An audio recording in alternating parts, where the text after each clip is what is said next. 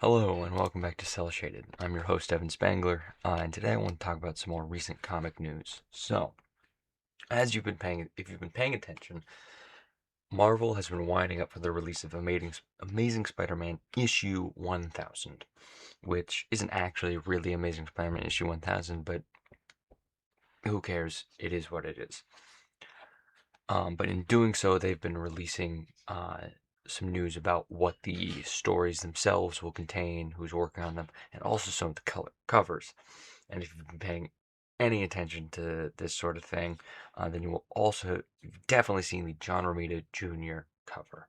Of course, John Romita Jr. is a prolific Spider-Man artist, the son of the previous I would say, most prolific Spider-Man artist, um, beating out even Steve Ditko, like that sort of sauce.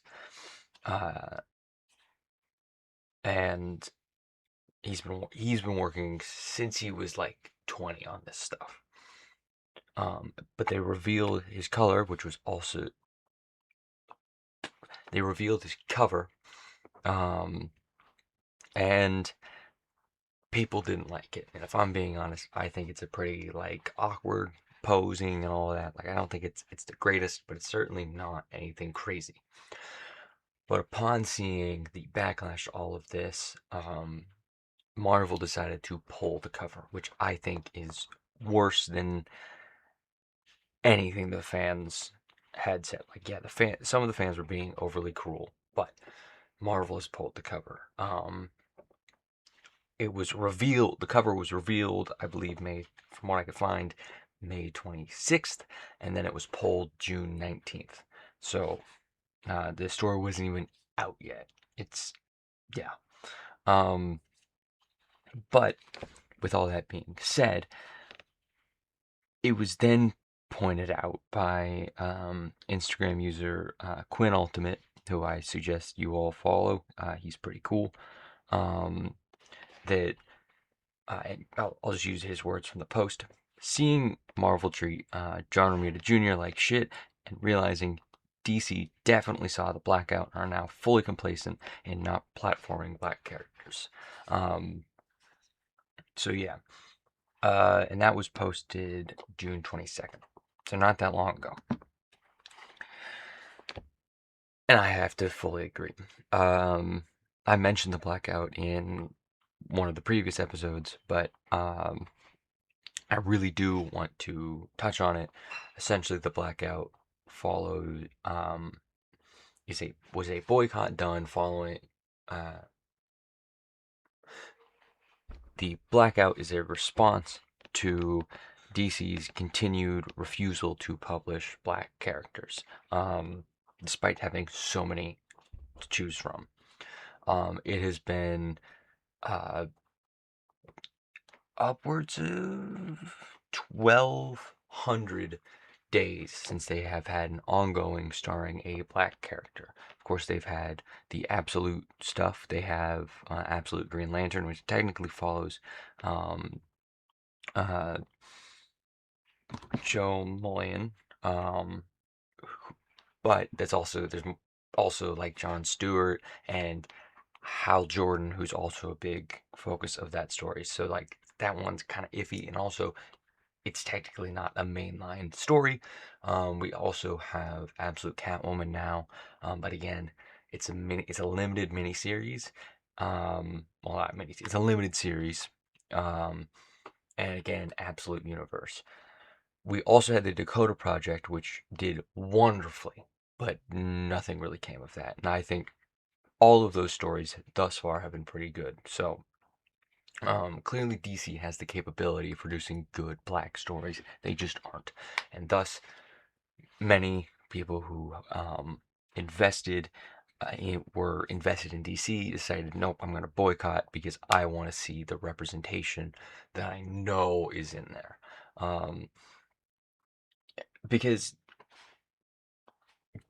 while I think Marvel has always been ahead in the diversity department, DC has the capability of platforming these characters. I mean, they have Mr. Terrific, which would have been such an easy layup coming off of the release of Superman in 2025, because Mr. Terrific was a fan favorite character from that. You could also follow through with John Stewart, a very popular Green Lantern character who has some appearances in the ongoing Green Lantern series, but it's not much.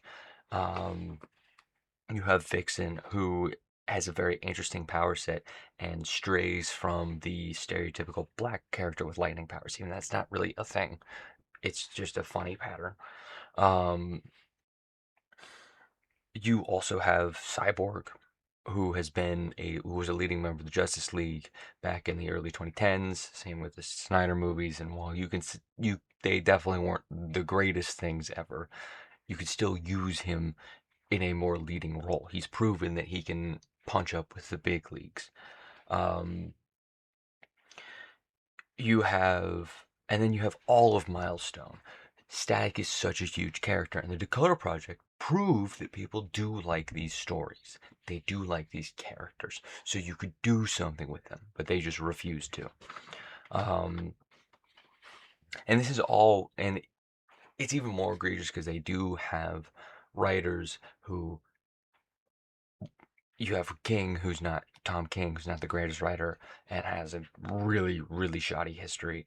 But then you also have Adams, who is a strumpy. Like you, they have people on the payroll who are also actively racist. So all of that came together into the blackout. And now, before the Marvel stuff, obviously there could always be kind of the assumption that, like, well, the company's so big and they don't necessarily like they might just not pay attention to this sort of thing. But Marvel is their equal, if not bigger, through their connections to Disney, and two, just through the MCU. The MCU made Marvel so much bigger than DC, and DC's only started to kind of change the tides. Obviously, with the new DC movies, and the Absolute Universe, while Marvel's kind of shot themselves in the foot over and over again.